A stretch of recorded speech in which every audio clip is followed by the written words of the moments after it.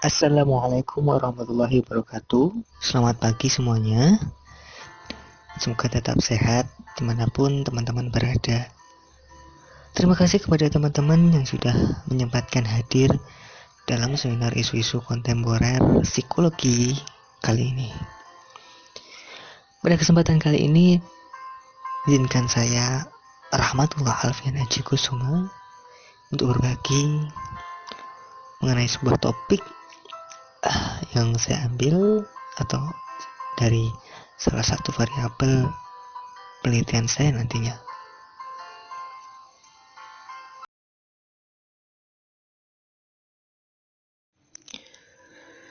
Nomophobia, no mobile phone phobia. Apa dan bagaimana itu? Masalah apa yang terkait?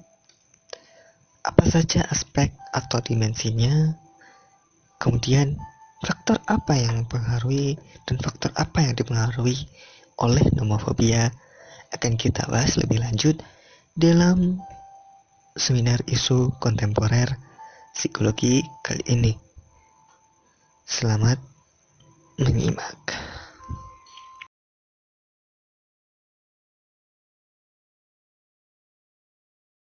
Yang pertama, kita akan berkenalan dengan nomophobia. Nomophobia adalah istilah yang merupakan singkatan dari no mobile phone phobia. Istilah ini muncul pertama kali setelah penelitian yang dilakukan oleh United Kingdom Post Office pada tahun 2008 yang meneliti kecemasan pada pengguna ponsel. Pada penelitian yang dilakukan di Inggris tersebut, rasa takut akan kehabisan kontak dengan ponsel ini meningkat tajam. Penderita nomophobia selalu merasakan cemas dan ketakutan yang berlebihan ketika meletakkan smartphone yang mereka miliki, sehingga selalu membawanya kemanapun dia pergi. Penelitian nomophobia pun semakin berkembang. Pada tahun 2015, Yildirim dan Korea menganggap nomophobia sebagai fobia zaman modern yang diperkenalkan pada kehidupan kita sebagai produk sampingan dari interaksi antara orang-orang dan teknologi informasi serta komunikasi seluler, terutama smartphone. Menurut Yildirim, orang-orang yang mengalami nomophobia dibagi menjadi dua. Yang pertama, nomophobia itu sendiri dan nomofobik. Nomophob adalah kata benda dan mengacu pada seseorang yang menderita nomophobia. Sedangkan nomofobik merupakan kata sifat dan digunakan untuk menggambarkan karakteristik nomophob atau perilaku yang terkait dengan nomophobia. Kemudian di tahun 2015 juga ada yang mengatakan sebagai penyakit abad ke-21, yaitu ketakutan irasional untuk tidak memiliki ponsel. Lalu pada tahun 2017, Gonzalez dan Cabrera mengatakan bahwa nomophobia adalah rasa takut keluar dari kontak ponsel.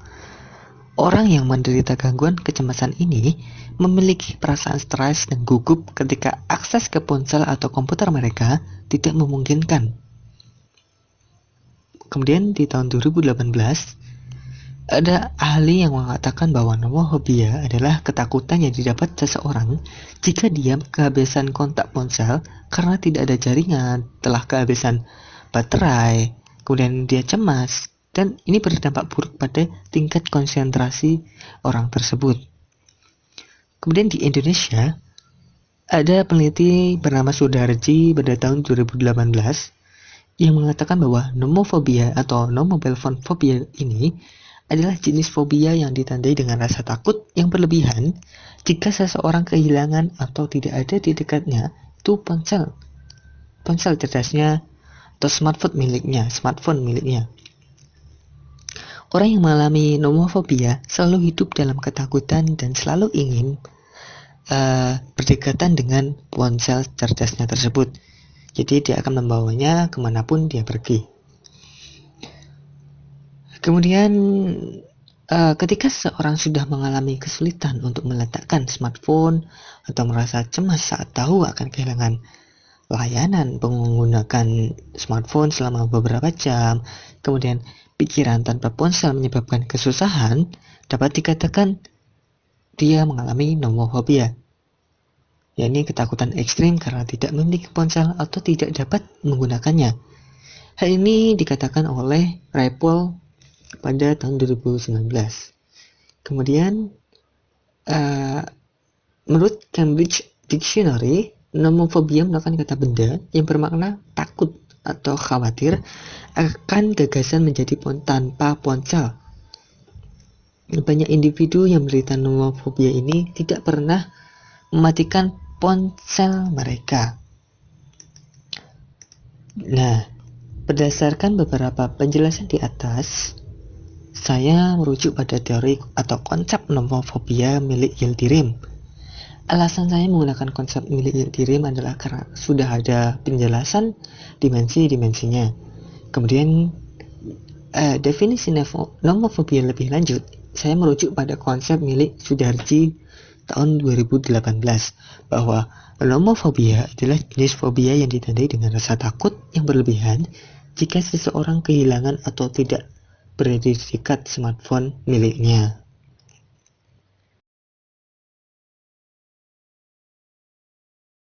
Lalu, apa sih gejala atau simptom-simptom dari nomofobia? Nomofobia saat ini belum tercantum dalam edisi terbaru DSM-5. Para pakar kesehatan mental pun belum memutuskan kriteria diagnostik formal untuk kondisi seperti ini. Tetapi menurut Rapol pada tahun 2019, dia mengatakan bahwa terdapat gejala-gejala nomofobia yang mungkin terjadi, yakni yang pertama adalah gejala emosional, meliputi 1. Khawatir, takut, atau panik ketika berpikir untuk tidak memiliki ponsel atau tidak dapat menggunakannya. Yang kedua adalah kecemasan dan kegelisahan jika harus meletakkan telepon atau tahu tidak akan dapat menggunakannya untuk sementara waktu. Yang ketiga adalah panik atau cemas jika secara singkat tidak dapat menemukan telepon. Dan yang keempat adalah iritasi, stres, atau kecemasan ketika tidak dapat memeriksa telepon atau smartphone miliknya. Kemudian ada gejala yang kedua adalah gejala fisik, yakni meliputi seperti sesak di dada, terus kesulitan bernapas secara normal, gemetar atau bergetar, peningkatan keringat, terus merasa pingsan, pusing, atau bingung, dan juga detak jantung yang cepat. Oke, kemudian apa sih masalah yang berkaitan dengan nomofobia ini sehingga menarik untuk kita bahas dalam kesempatan kali ini? Ya, tentu saja adalah penggunaan smartphone di dunia, bahkan di Indonesia ini semakin hari semakin meningkat. Berdasarkan laporan eMarketer, pengguna aktif smartphone di Indonesia akan tumbuh dari 55 juta orang pada tahun 2015 menjadi 100 juta orang tahun 2018. Dengan jumlah yang tersebut, Indonesia akan menjadi negara dengan pengguna aktif smartphone terbesar keempat di dunia setelah China, India, dan juga Amerika. Saat ini, smartphone sering kita gunakan dalam kehidupan sehari-hari. Kita sebagai mahasiswa ataupun dosen dapat sering menggunakannya untuk keperluan seperti perkuliahan dalam mencari informasi atau dan sebagainya hal yang lainnya. Hal ini ternyata juga akan berdampak pada produktivitas kita karena kita akan sering berurusan dengan smartphone kita. Masalah lain adalah pengguna smartphone ini akan mempengaruhi tentang sosial dan kesehatan kita, sehingga terlebih saat ini diadakannya kuliah secara daring ini akan membentuk kita untuk terus-terusan dengan smartphone kita. Oleh sebab itu, Hal ini menarik untuk kita bahas dalam kesempatan kali ini.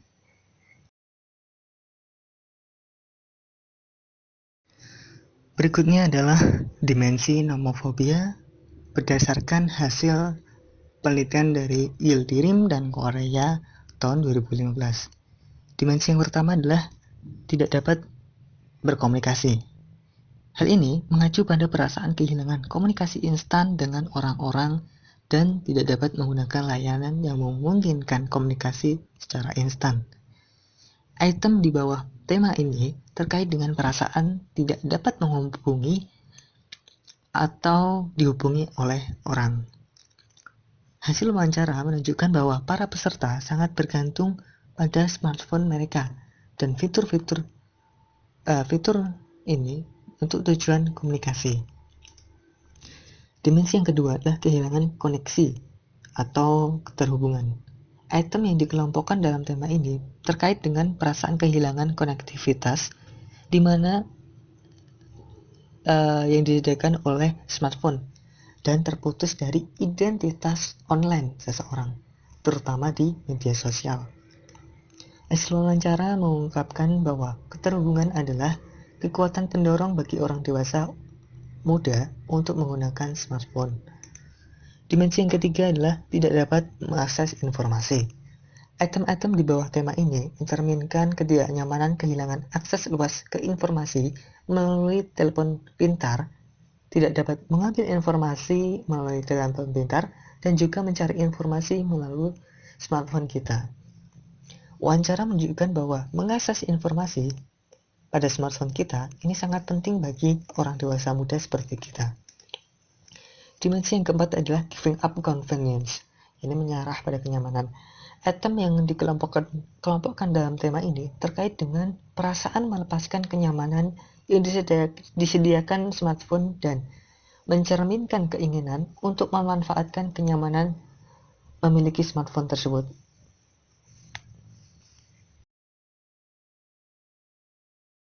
Lalu, apa sih faktor-faktor yang mempengaruhi nomofobia? Saya sudah mencoba untuk mereview beberapa jurnal tentang nomofobia.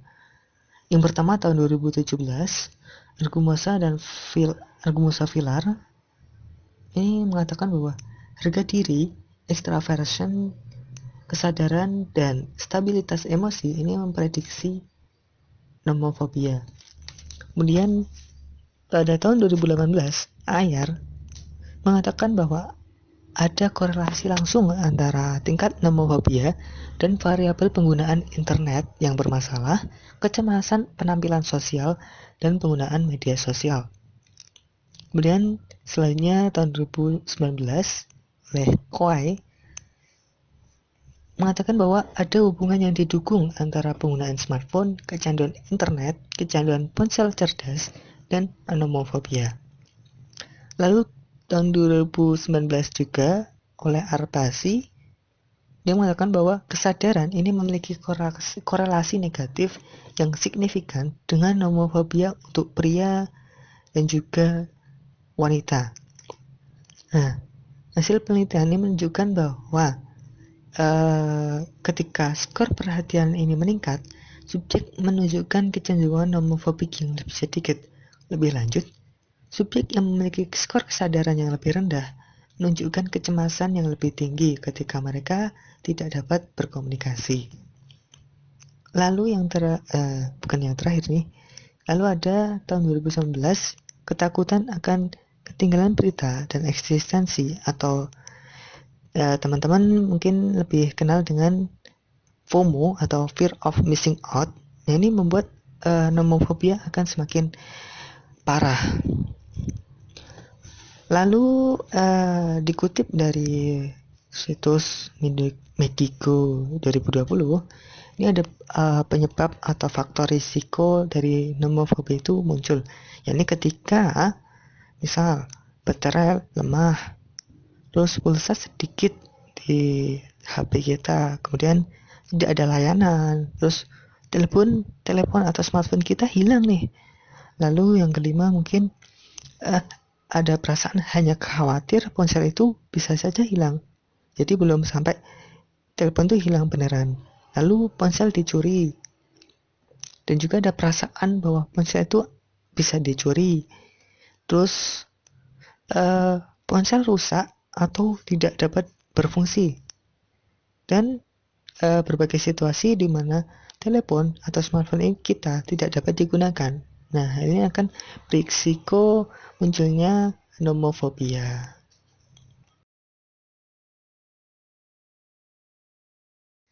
Yang terakhir adalah faktor apa sih yang dipengaruhi oleh nomofobia ini?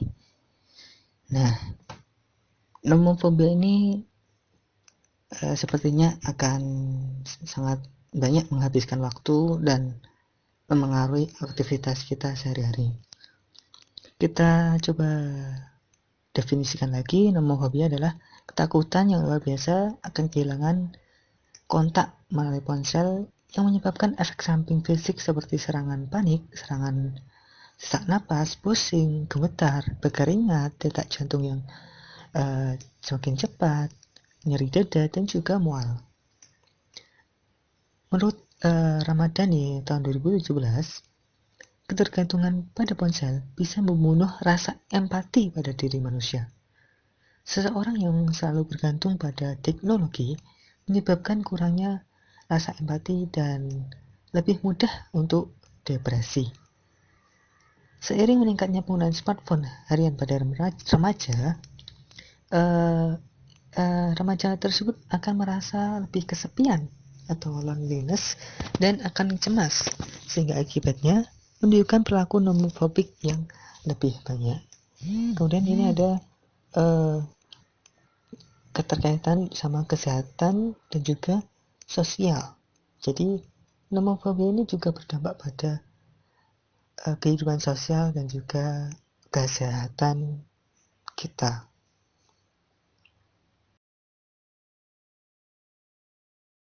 Demikian tadi penjelasan topik nomofobia dalam seminar isu kontemporer kali ini. Jika ada hal yang ingin disampaikan atau ditanyakan, silakan komen di kolom komentar. Ada kurangnya dari saya, mohon maaf. Saya ucapkan terima kasih atas perhatian dan antusiasnya. Wassalamualaikum warahmatullahi wabarakatuh.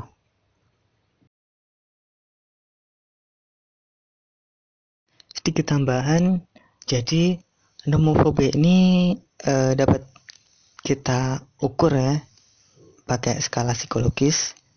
Nah, hal ini dulu udah pernah dikembangin oleh Yildirim dan Korea tahun 2015, sehingga dia membuat